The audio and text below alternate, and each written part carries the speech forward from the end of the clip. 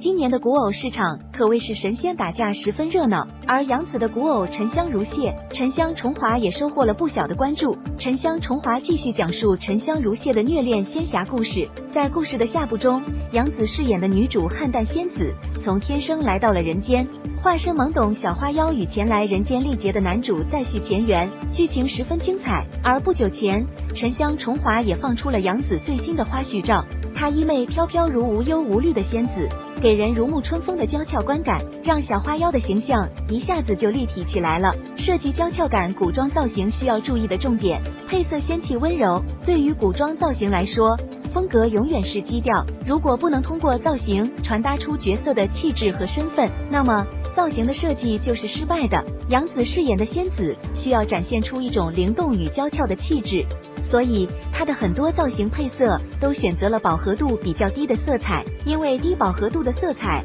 会给人一种更温柔的气质观感，而且柔和的色感也更具有仙子的氛围感。但如果需要让造型更显清爽，又或是表现仙子的清凉气质时，搭配冷色系是更好的选择。比如杨紫这套湖水蓝配色的造型，不仅让她的肤色更显冷白，而且衬托的她整个人更加出尘。如何搭配出娇俏又灵动的古装造型？衣料质感柔软，烘托温柔气质，造型注重呼吸感，更显灵动。想要让整套古装造型更加灵动、张弛有度，就需要让穿搭更有呼吸感，更凸显层次。古偶市场真的门槛很高，好剧本、好故事是基础，贴合故事角色去选角也是重中之重。除此之外，妆造对于整部剧的呈现效果也有着非常重要的影响。如果不能呈现出仙气又灵动的造型氛围，那么也很难让观众带入故事。而杨紫的这套妆造正如夏日清风，陪伴无数观众度过了一个难忘美好的夏季。